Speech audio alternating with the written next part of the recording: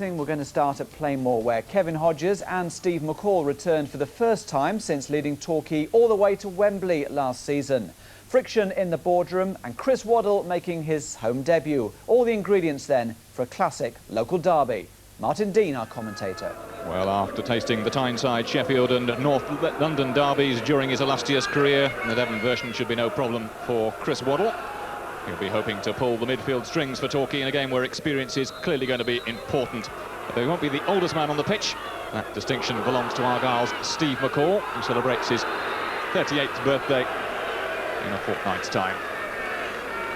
Probably a sign of things to come, an early free kick. Certainly going to be a tense atmosphere on what is a gloriously sunny morning, well, sunny afternoon now. We're just into the afternoon, a midday kick-off, of course, for this game. Wide for Tully. Has McGorry in support. Looking to play it in towards Partridge. And across out of play, and that will be a corner. Good lively start from Torquay. And Chris Waddle about to get his first meaningful touch. Partridge was jumping in there, and has the ball gone in? No, it hasn't. Well, it was a beautifully flighted corner from Chris Waddle.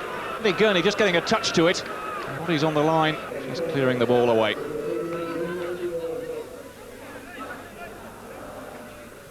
Flick on from Lee Power towards McCarthy. Trying to get the better of Gary Monk, he has done. And Greg making the save.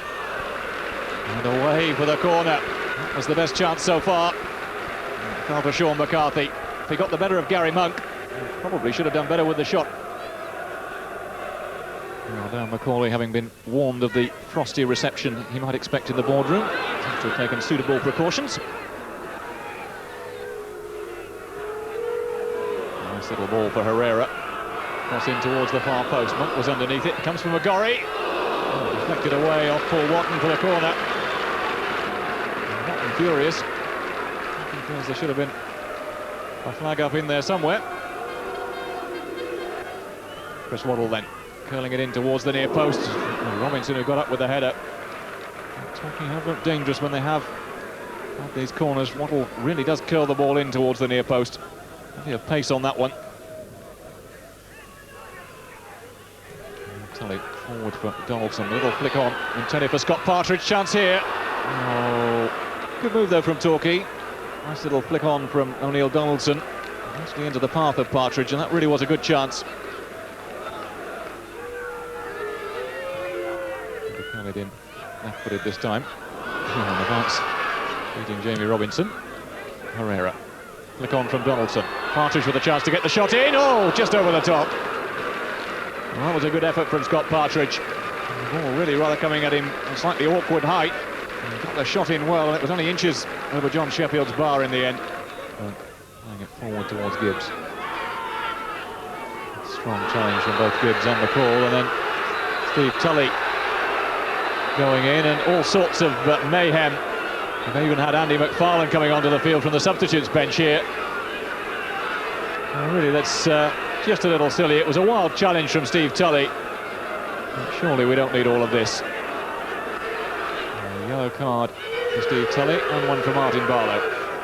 It's the first time we've seen any sort of bad feeling at all erupt in this match. It seems to all erupt very suddenly. I think that Andy McFarlane has been told that he can take no further part in the game. He's been sent to the dressing room by the referee. And I wonder whether that is a first.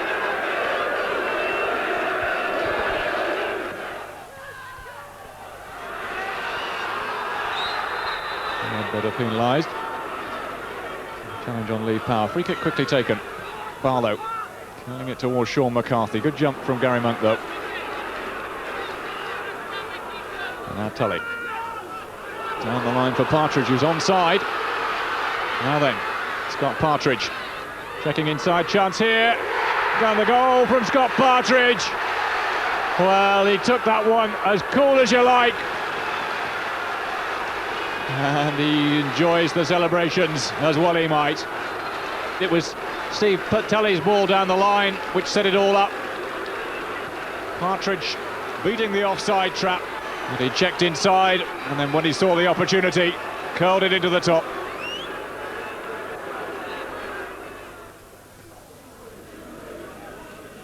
Wilson getting the ball forward for Partridge, trying to get past Heathcote. And Sheffield had to come out and make the save in the end. Heathcote claiming he was shoved. I think if Partridge had got through, the goal would have stood. Waddle over the top for Partridge. Ledbetter's made a great run through the middle. Oh, the ball just played behind him. Oh, that was a good chance for Torquay. Greg coming out now. Is that a penalty? Yes, it is. Well, a mix-up between Andy Gurney and Matthew Gregg, allowing Sean McCarthy in. Gregg came out and made the challenge. Down went McCarthy, and that's a penalty. And Gregg is going to be booked. It'll be interesting to see what the decision is here from Bury Knight. It's a yellow card. As you can see, goalkeepers sent off in these sort of situations. Well, we were almost expecting this, weren't we? It was the way the script was written. Paul Gibbs against his old club with a penalty to try and level the scores, and he puts it in. Well, Paul Gibbs, cool as you like, gets the equaliser for Argyle. And well, I suppose the way the story has been written, it was almost inevitable, wasn't it? The man who left Plainmoor to join Steve McCall and Kevin Hodges in the summer comes back to his old club and gets the equalising goal with just 8 minutes left. Gibbs looking to play the 1-2 with Earl Jean, and now in towards Dwight Marshall. Well, it might have been two in the space of 2 minutes, and Paul Gibbs very much at the centre of things. A lovely little 1-2 with Earl Jean, and almost getting the ball in for Dwight Marshall. And there's Barlow with the corner. And short for Jean. Now Barlow again. Jean looking for space, perhaps to turn.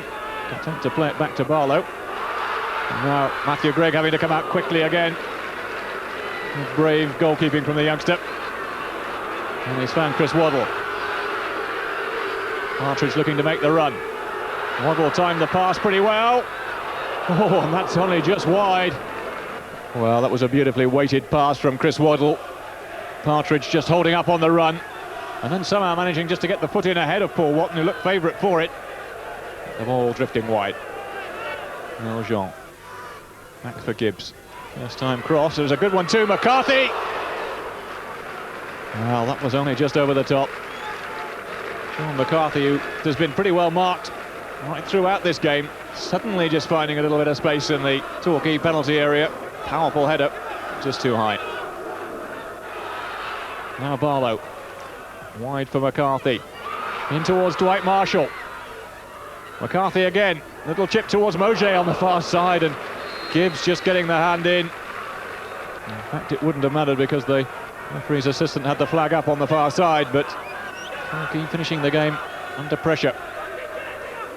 Herrera, wide for Scott Partridge. He's run himself into the ground this afternoon. Now Ledbetter. That's too strong for Partridge.